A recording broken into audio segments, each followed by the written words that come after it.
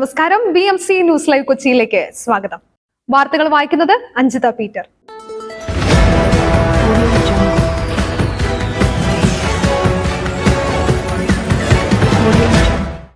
ഈ വാർത്തകൾ നിങ്ങൾക്കായി അവതരിപ്പിക്കുന്നത് Leotech solar solutions, Trivandrum, Ernakulam, Thrissur, Kannur, Chennai and Coimbatore.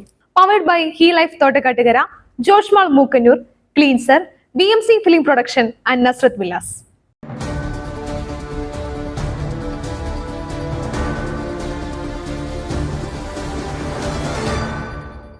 Karnataka അങ്കോളയിലെ മണ്ണിടിച്ചിലിൽ കാണാതായവരിൽ കോഴിക്കോട് സ്വദേശിയുമെന്ന് സൂചന.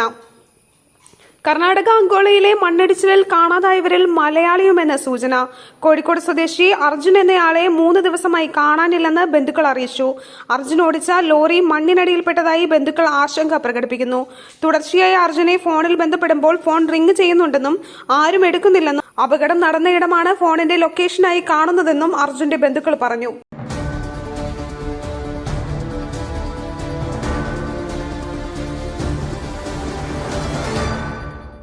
ബീച്ച് ആശുപത്രിയിലെ പീഡന ശ്രമം, ഫിസിയോതെറാപ്പിസ്റ്റിനെ സസ്പെൻഡ് ചെയ്യാൻ തീരുമാനം, കർശന നടപടിക്ക് നിർദ്ദേശിച്ച് ആരോഗ്യമന്ത്രി.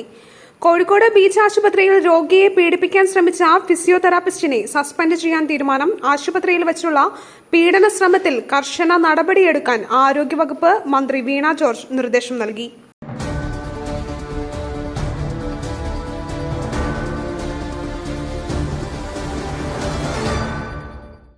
അമീറുൽ ഇസ്ലാമിന്റെ വധശിക്ഷ സുപ്രീം കോടതി സ്റ്റേ ചെയ്തത് സാധാരണ നടപടിക്രമം. മന്ത്രി പി രാജീവ്. നിയമവിദ്യാർത്ഥിനിയെ പെരുമ്പാവൂരിൽ കൊലപ്പെടുത്തിയ കേസിലെ പ്രതി അമീറുൽ ഇസ്ലാമിന്റെ വധശിക്ഷ സുപ്രീം കോടതി സ്റ്റേ ചെയ്തത് സാധാരണ നടപടിക്രമം മാത്രമെന്ന് മന്ത്രി പി രാജീവ്. സമാന നടപടിക്രമം ഹൈക്കോടതിയിലും ഉണ്ടായിട്ടുണ്ട്. പരമാവധി ശിക്ഷ നൽകണമെന്ന നിലപാടാണ് സർക്കാരിന്. സുപ്രീം കോടതിയിലും സമാനമായ നിലപാട് സ്വീകരിക്കുമെന്ന് അദ്ദേഹം വ്യക്തമാക്കി. സർവകലാശാലകളിൽ VC നിയമനത്തിനുള്ള സെർച്ച് കമ്മിറ്റികൾക്ക് ചുമതലകൾ നൽകുന്നതിന് സർക്കാരിന്റെ അഭിപ്രായം തേടണമെന്ന് സുപ്രീം കോടതി വിധിയുണ്ട്. പട്ടിക മുഖ്യമന്ത്രിക്ക് നൽകണമെന്നും വിധിയുണ്ടെന്നും അദ്ദേഹം പറഞ്ഞു.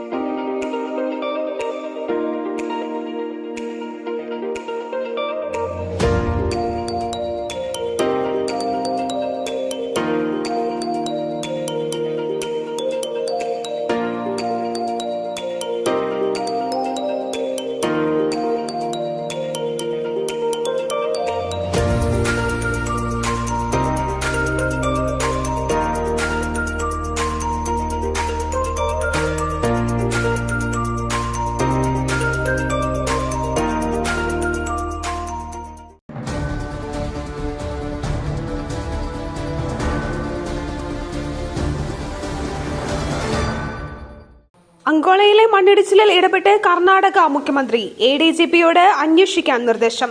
കർണാടക അങ്കോളയിലെ മണ്ണിടിച്ചിലിൽ ഇടപെട്ട് കർണാടക മുഖ്യമന്ത്രി സിദ്ധരാമയ്യരുടെ ഓഫീസ്.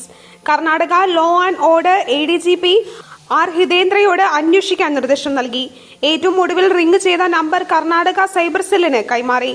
രക്ഷാപ്രവർത്തനം വേഗത്തിലാക്കാൻ പോലീസിനും അഗ്നിശമന സേനയ്ക്കും നിർദ്ദേശം നൽകി.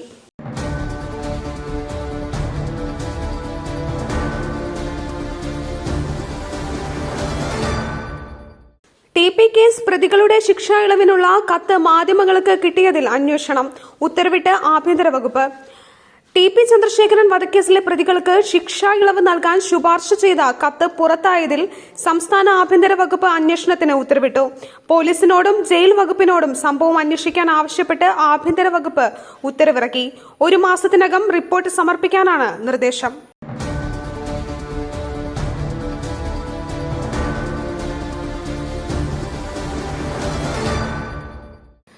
ആശങ്കയായി H1N1. എറണാകുളത്ത് 4 വയസ്സുകാരൻ മരിച്ചു, ജാഗ്രത.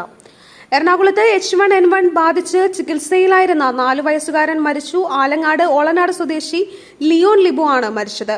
ഇന്നലെയാണ് പനി ബാധിതനായ ലിയോണിനെ സ്വകാര്യ ആശുപത്രിയിൽ പ്രവേശിപ്പിച്ചത്. H1N1 പോസിറ്റീവ് ആയിരുന്നു എന്ന് ആശുപത്രി അധികൃതർ സ്ഥിരീകരിച്ചു.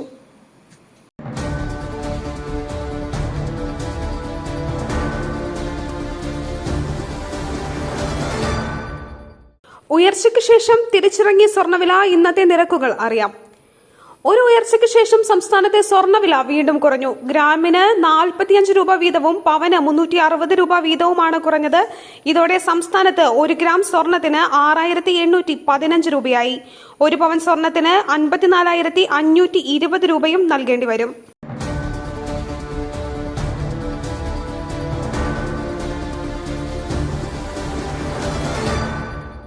മറ്റൊരു വാർത്തയുമായി കണ്ടുമുട്ടുന്നതുവരെ നന്ദി, നമസ്കാരം.